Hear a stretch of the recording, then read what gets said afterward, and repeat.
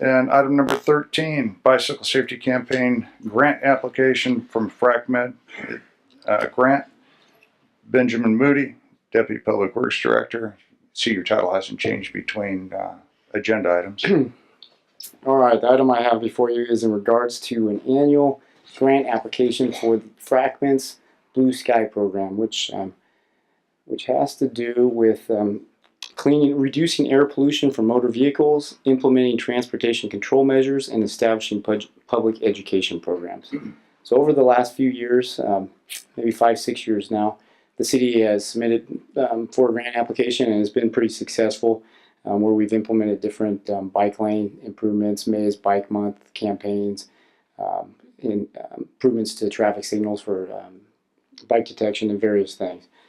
And so with this year's grant application, we're proposing to submit an application for a bicycle safety campaign. And so with past direction from City Council regarding outreach to the public for awareness to the bike in the right direction, in the right location, and also with the new, relatively new law about passing with a minimum distance of 3 foot, that we thought that a safety campaign would be a good candidate for this year's application.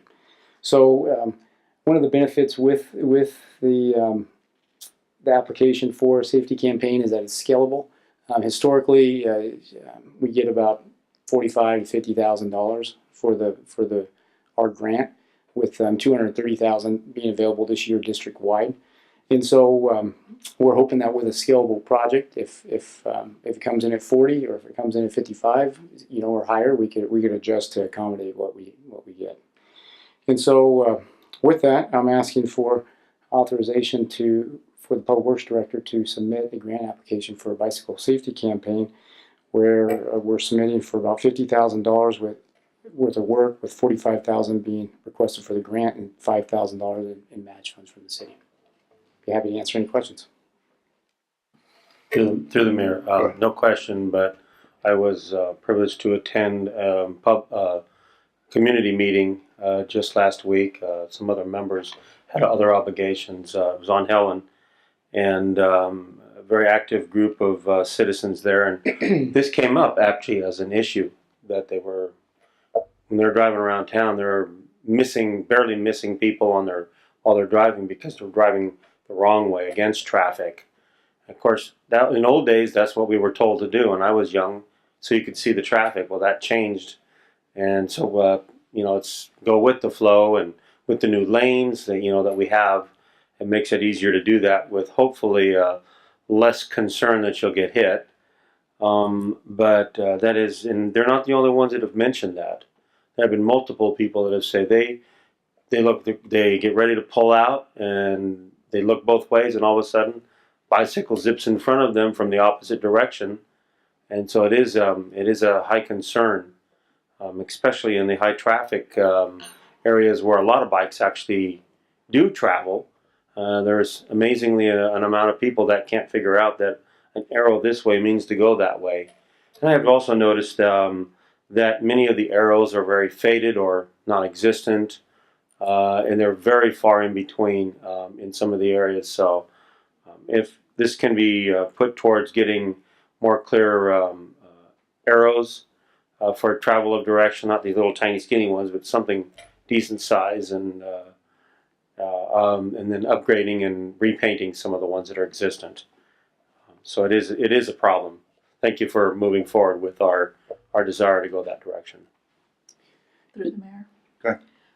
Just wanted to, is this training going to be including training for drivers too? Because it's one thing about training and providing that safety for the cyclist, but if drivers don't know how to actually be around cyclists also, it could be ineffective in that way. So basically the full scope hasn't been developed with it being a grant application for the funds. Preliminary discussions with the Bike Advisory Committee and some outreach is adding more markings, like arrow markings through town on the bike lanes, as Mr. Cleveland has mentioned, and then also put up signage where we actually physically make some of these signs and put it underneath the bike lane signs. So then it is a notice to the motorists and the bicyclists. So hey, this is the direction. Here's the safe clearance. So it should be to everybody. But the full scope as far as advertising on different merchandise, billboards, and the full signage, it hasn't been nailed down exactly, but we're looking at all those options. Thank you. Through the mayor. Go ahead. Ben, is this the maximum amount that we can apply for on this grant? We could apply for as much as we want to ask for. What they've given us is that there's $230,000 available for district wide, and we've been pretty successful at this dollar amount when competing against the different public agencies. Where different people ask, Sutter County, Yuba City High School, the different Marysville ask for different funds, and so not necessarily Marysville, but Yuba County agencies are open to apply.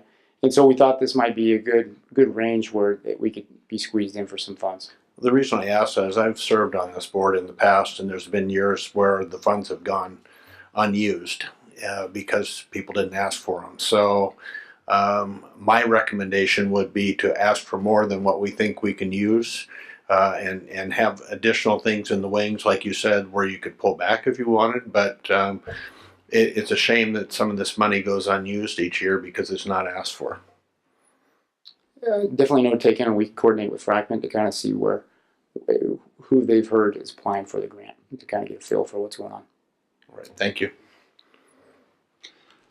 Ben, just a couple, I guess, observations that I have is, as we look at the acceptance of this, potentially the acceptance of this grant, that programs be built through the system to be sure that the educational component is community-wide, not just Yuba City based, that we try to reach out as much as we can, because we do have different users of our streets from outside the community. And we look at these things as a comprehensive program with the idea of reducing injury crashes, and certainly bicyclists are not without fault. I believe that laws are generated oftentimes to protect the stupid in many cases, and bicyclists are not the most obedient, and when they're moving around high-speed vehicles, that they don't always use the best of common sense when it comes to their own safety.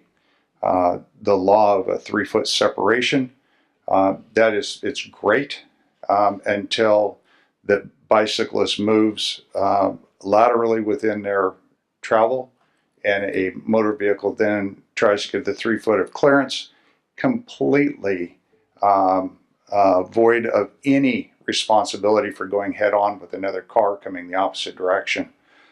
We had one of those collisions here recently where the vehicle was trying to avoid the bicyclist and caused a head-on crash.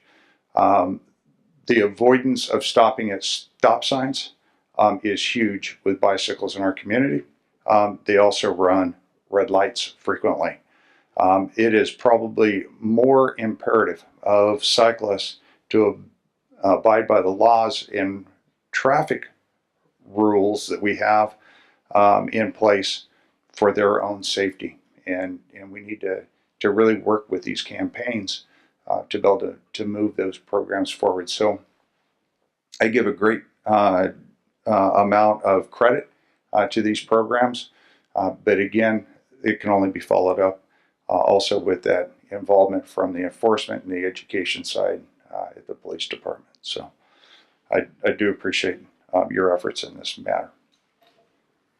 Action from the council. To the mayor, I'll move staff's recommendation. I'll second it.